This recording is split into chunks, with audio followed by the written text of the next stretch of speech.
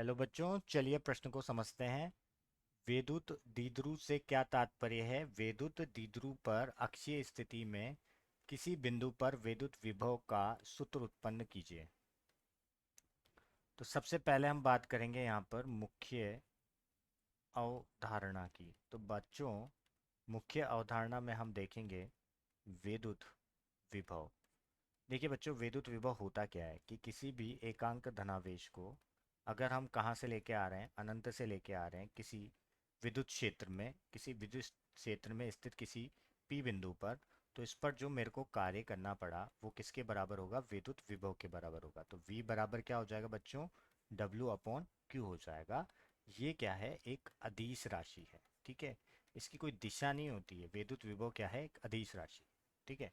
इसी प्रकार अगर हम द्विध्रुव की बात करें तो बच्चों, द्विध्रुव क्या होता है? देखो, द्विध्रुव एक निकाय है जिसमें क्या होते हैं, एकांक धनावेश मतलब आवेश के परिमाण तो क्या होते हैं? बराबर होते हैं, परंतु उन पर जो आवेश होता है वो विपरीत होता है। ठीक है, जैसे एक पर धन है तो एक पर ऋण होता है, और ये किसी अल्प दूरी पर रखे हुए रहते हैं।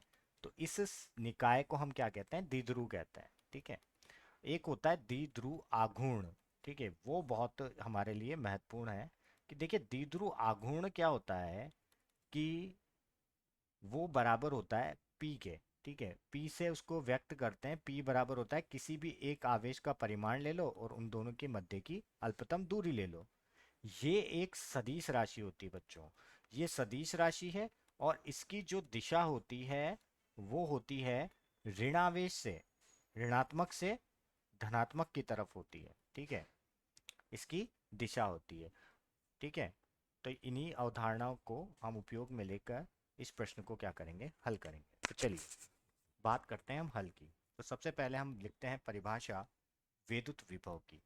तो बच्चों, वेदुत विभव, तो देखिए किसी एकांक परीक्षण धनावेश को अनंत से किसी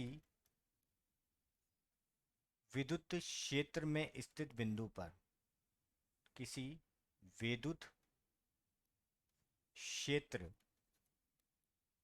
में स्थित बिंदु तक लाने के लिए जितना कार्य किया जाता है, लाने के लिए जितना जितना कार्य किया जाता है, जितना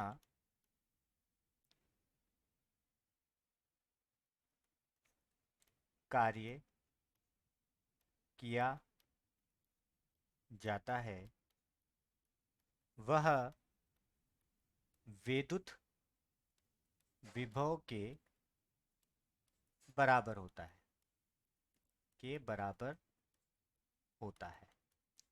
ठीक है बच्चों, अगर मैं इसको गणितीय रूप में लिखूं तो V विद्युत विभव किसके बराबर हो जाएगा? W/Q के। देखिए ये Q क्या है यहाँ पर? जो एकांक धनावेश है जिसको अनंत से मैं क्या ले रहा हूँ? किसी P बिंदु जो कि किस में स्थित है? विद्युत क्षेत्र में स्थित है। ठीक है, इस पर लेके आ रहा हूँ। तो इस पर मैं क्या कर रहा हूँ? कोई ना कोई कार्य कर रहा हूँ। ठीक है, तो V बराबर क्या होता है? W/Q होता है। तो अगर इसके एसआई मात्रक की बात करें बच्चों, तो एसआई मात्रक तो क्या हो जाएगा? इसका वोल्ट हो जाएगा। और अगर इसके सूत्र से देखें तो एसआई मात्रक क्या हो जाएगा यहाँ पर? जूल बटे गुलाम हो जाएगा।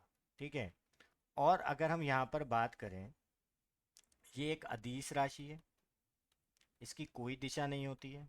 ठीक है, अगर हम विमा की बात करें इसकी, तो विमा, तो इसकी विमा जो होती है वो होती है m⁻1, l⁻2, t⁻3 और a⁻1। ठीक है, तो ये हो गया हमारा पहला भाग। अब द्वितीय भाग की बात करते हैं।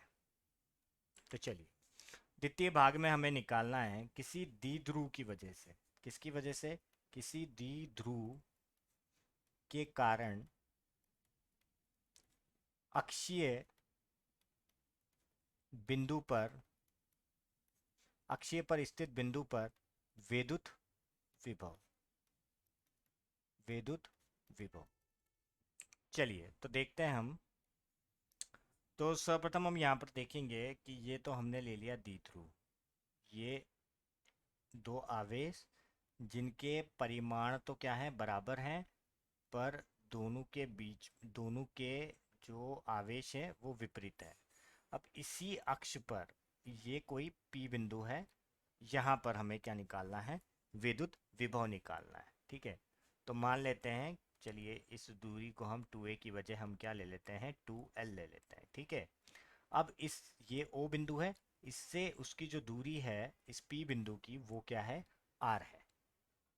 ठीक है, तो अब हम बात करते हैं यहाँ पर कि इस, अगर हम इस बिंदु की वजह से देखें तो इसकी वजह से, जैसे ए बिंदु और बी, ए की वजह से हम यहाँ पर विभव देखते हैं, तो किसी बिंदु आवेश की वजह से जो विभव होता है वो किसके बराबर होता है, वो के क्यू बटे आर के बराबर होता है। ठीक है, तो अब हम किसके लिए निकाल रहे हैं, ए के लिए निकाल रहे हैं, तो क्या लिखेंगे, के, ठीक है, उस पर जो आवेश है वो, ठीक है, जैसे यहाँ पर आवेश है Q ऋणात्मक, और दोनों के मध्य की दूरी R प्लस L हो जाएगी।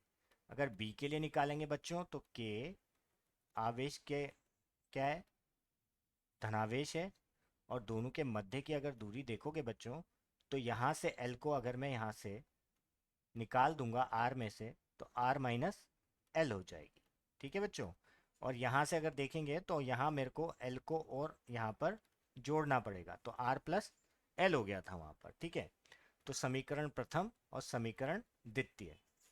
अब अगर हम यहाँ पे बात करें कि विद्युत विभव क्या है, एक विद्युत विभव एक क्या है, अदिश राशि है, और अदिश राशि में अगर हमें कुल विभव निकालना है तो हमें क्या करना पड़ेगा, उसका बीजगणितीय योग करना पड़ेगा। तो कुल जो विभव होगा वो किसके बराबर होगा, बीज गणितीय, बीज गणितीय, गणितीय योग के, किसके, विभवों के। ठीक है, तो हमारे पास कुल विभव V बराबर किसके हो जाएगा, VA धन VB के, होगा कि नहीं होगा। तो ऐसे कैसे लिख देंगे, A की वजह से जो निकला है उसको A की वजह से लिख देंगे, KQR धन L और KQR ऋण L। ठीक है, KQ यहाँ से क्या ले लेंगे हम, दोनों में से कॉमन आ जाएगा, तो इसको मैं पहले लिख रहा हूँ और इसको बाद में लिख रहा हूँ, कोई दिक्कत तो नहीं है।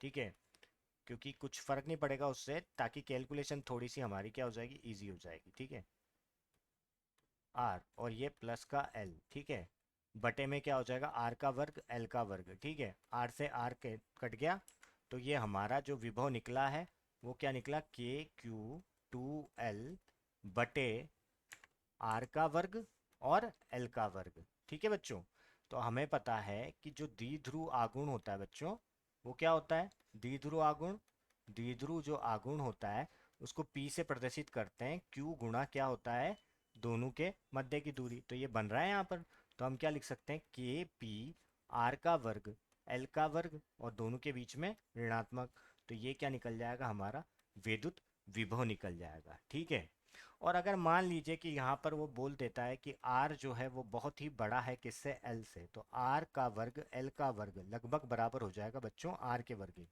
तो V के कितना हो जाएगा, KP बटे R का वर्ग के बराबर हो जाएगा। तो यही हमारे इस प्रश्न का उपयुक्त उत्तर होगा। मैं आशा करता हूँ कि आप लोगों को ये समझ में आया होगा। धन्यवाद।